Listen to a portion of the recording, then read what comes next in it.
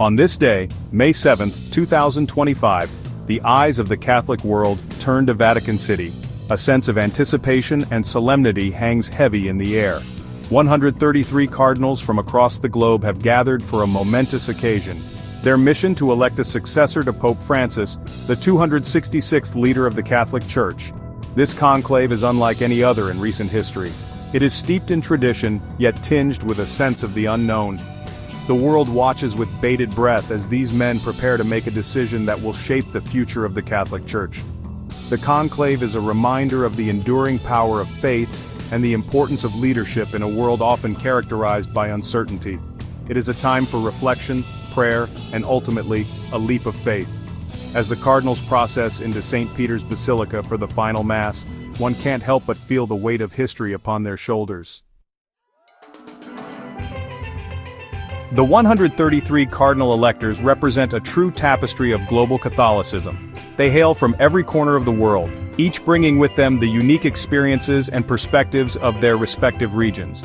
This diverse group reflects the universality of the Catholic Church, a church that transcends borders and cultures. These men embody the global reach of the Catholic faith. Among them are seasoned Vatican officials, renowned theologians, and humble parish priests. They are men of different ages, backgrounds, and languages, yet they are united by their shared faith and their commitment to serving the Church. This diversity is a testament to the growth and vitality of the Catholic Church in the 21st century. It is a sign of hope for a church seeking to engage with a rapidly changing world. The day before the conclave begins is a day dedicated to prayer and reflection. The cardinals gather in St. Peter's Basilica for the votive Mass, a solemn liturgy that underscores the gravity of the task ahead. The Mass, led by Cardinal Giovanni Battista Re, is a powerful reminder of the cardinals' dependence on the Holy Spirit. It is a time for them to set aside personal ambitions and to focus on discerning God's will for the Church. The homily, delivered with heartfelt sincerity, emphasizes the need for unity within the Church and the importance of choosing a pope who can guide the faithful through the challenges of the 21st century.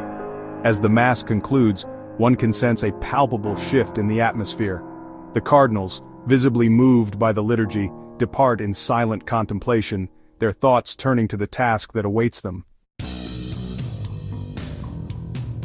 Late in the afternoon, the cardinals gather once more, this time in the Pauline Chapel. They pray the Litany of the Saints, invoking the intercession of those who have gone before them in faith. The air is thick with incense and the sound of Gregorian chant. From the Pauline Chapel, the cardinals process into the Sistine Chapel, their footsteps echoing through the hallowed halls. Here, amidst the splendor of Michelangelo's frescoes, they will remain secluded from the outside world until a new pope is chosen. Before the first vote is cast, each cardinal swears a solemn oath to uphold the secrecy of the conclave and to fulfill the Petrine ministry to the best of his ability. The oath is a reminder of the sacred trust that has been placed upon them.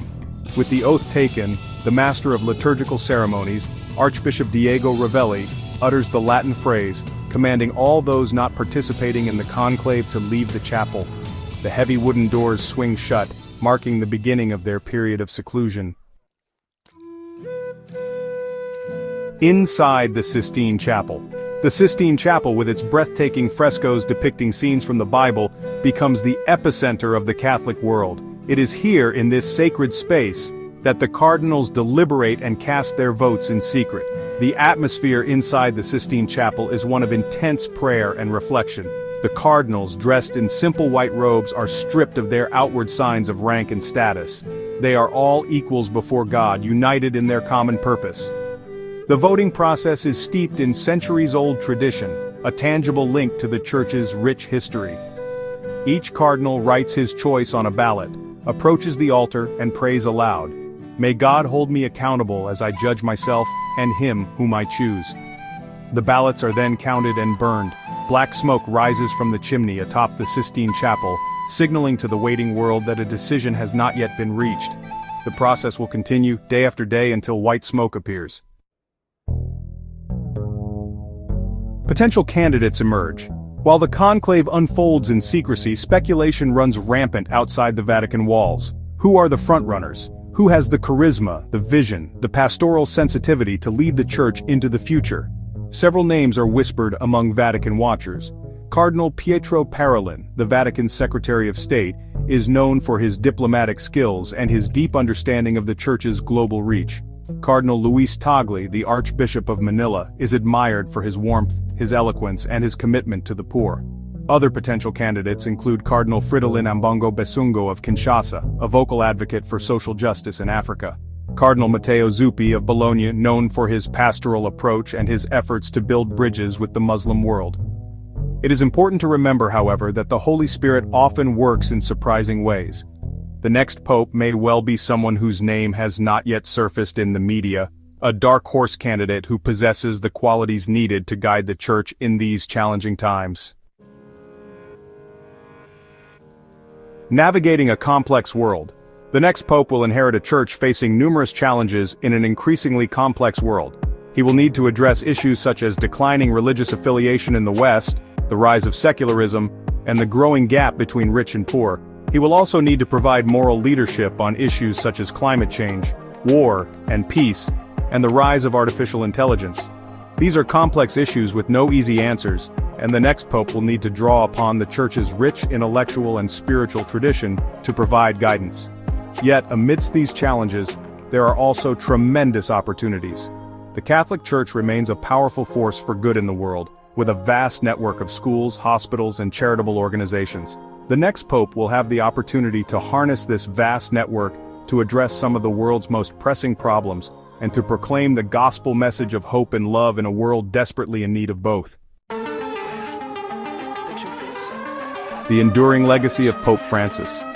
The 2025 Conclave takes place in the shadow of Pope Francis, a figure who has left an indelible mark on the Catholic Church. His emphasis on mercy, his commitment to the poor and marginalized, and his call for a more humble and inclusive church have resonated deeply with Catholics and non-Catholics alike. Pope Francis's papacy has been marked by both celebration and controversy. He has challenged the Church to confront its past failings, to embrace a more synodal approach to decision-making, and to be a more outward-looking and welcoming community. His legacy will continue to shape the Church for years to come, and the next pope will undoubtedly build upon the foundation laid by his predecessor. The challenge for the next pope will be to balance continuity with the need for renewal. He will need to build on the positive aspects of Pope Francis's legacy, while also addressing the concerns of those who have felt alienated by some of his initiatives. The world holds its breath. As the conclave continues, the world waits with bated breath for the appearance of white smoke from the chimney atop the Sistine Chapel. That smoke will signal the election of a new pope, a new shepherd for the world's 1.3 billion Catholics. The anticipation is palpable, not just within the Vatican walls but across the globe. People from all walks of life are praying for the cardinals, hoping that they will choose a man who can lead the Church with wisdom, compassion, and courage. The election of a new pope is a moment of great hope and promise for the Catholic Church. It is a time for renewal, for a fresh start, for a reaffirmation of the Church's mission to proclaim the gospel message of love, hope, and salvation to the world. The world watches and waits, hopeful that the white smoke will soon emerge, heralding a new chapter in the long and storied history of the Catholic Church.